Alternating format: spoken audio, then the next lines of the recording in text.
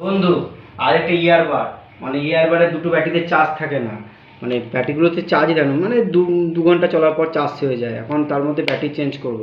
এই যে ব্যাটারি এরকম থাকে, এই খোলাই আছে, এটা হচ্ছে এই লালটা হচ্ছে পজিটিভ আর এটা নেগেটিভ। কিন্তু এটাতে এই যে নতুন এখানে প্যাকেট থেকে খুলেছি, এরও সিল প্যাক থাকে, যে সিল প্যাক ব্যাটারি এটারও আছে। যে ব্যাটারিতেও এখানে মাপতে হবে, মিটার দিয়ে মেপে নিতে হবে কোনটা পজিটিভ কোনটা নেগেটিভ।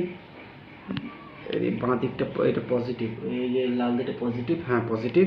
তাহলে পজিটিভটা এই তারটা এখানে লাগাতে হবে, মানে লাগিয়ে দিতে হবে।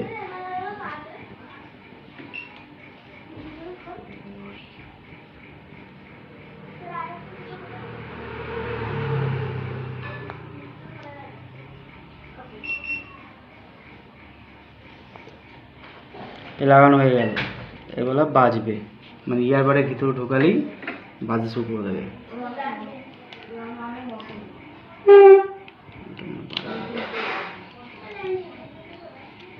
ঠিক আছে, কাট কর।